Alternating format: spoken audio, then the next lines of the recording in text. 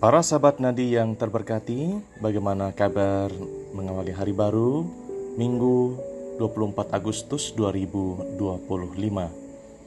Hari ini kita bersuka cita merayakan Minggu Biasa ke-21. Dan kita bersyukur pula atas anugerah nutrisi rohani yang Tuhan berikan kepada kita melalui inspirasi Injil Lukas bab 13 ayat 22 sampai 30. Kos untuk keselamatan. Safety first. Itu tulisan yang kita bisa jumpai terpasang di area proyek atau pengerjaan konstruksi besar. Para sahabat nadi yang terberkati, keselamatan menjadi perhatian dan bahkan prioritas. Safety first. Terkadang ada yang menambahkan tulisan sebagai motivasi. Selain safety first, ada tulisan, ingat, Anda ditunggu orang-orang terkasih di rumah. Pesannya jelas. Setiap orang yang bekerja di area proyek itu mesti mematuhi aturan dan bekerja sesuai prosedur supaya terjamin keselamatannya dan juga keselamatan semua orang yang bekerja atau berada di area proyek itu. Para sahabat nadi yang terberkati, untuk keselamatan kerja, para pegawai diajak peduli. Dan sekiranya kita bekerja di situ, kita pun diajak punya perhatian terhadap safety first. Itu urusan kerja, kita memperhatikan keselamatan. Apalagi urusan keselamatan kekal. Sebagai orang beriman, kita seharusnya lebih memberikan prioritas pada keselamatan jiwa kita di akhirat.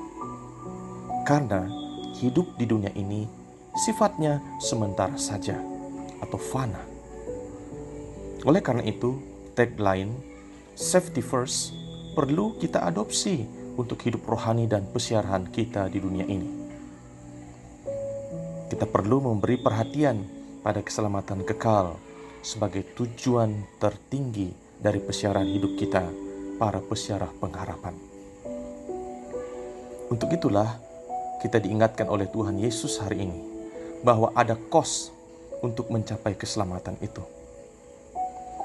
Kebenaran tersebut ditegaskan oleh Tuhan Yesus untuk menjawab pertanyaan seseorang yang datang kepadanya.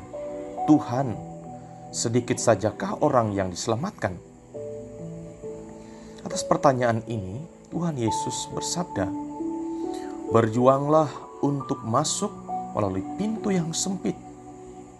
Sebab aku berkata kepadamu, banyak orang akan berusaha untuk masuk, tetapi tidak akan dapat. Para sahabat nadi yang terberkati, Tuhan Yesus telah menyingkapkan kebenaran bahwa ada kos atau ongkos, bukan nilai uang, tetapi perjuangan untuk mencapai keselamatan, karena pintu gerbangnya sempit. Maka Tuhan menegaskan, berjuanglah untuk masuk. Perjuangan membutuhkan keberanian dan sekaligus pengorbanan, tetesan keringat, rasa lelah dan pegel, dan tak jarang bahkan tetesan air mata. Memang kalau yang berharga kita perjuangkan, biasanya itu adalah sesuatu yang mahal harganya. Untuk memasuki pintu keselamatan itu, Tuhan Yesus menunjukkan perjuangannya melalui jalan salib ke puncak Golgota, bahkan pengorbanan hidupnya di altar salib.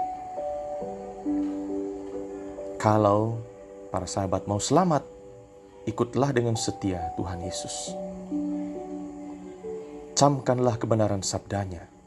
Siapa yang mau mengikut aku, dia harus menyangkal dirinya, memikul salibnya, dan mengikut aku. Selain pintu itu sempit, ada banyak orang yang mau masuk. Artinya, banyak peminat, banyak pesaing bagi kita, banyak teman seperjalanan untuk mencapai keselamatan itu.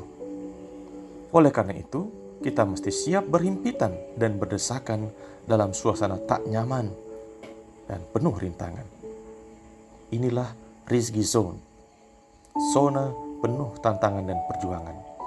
Sehingga kita harus berjuang dengan tekun, sabar, dan pantang menyerah jika mau mencapai garis finish tujuan sejati hidup kita, yakni keselamatan kekal.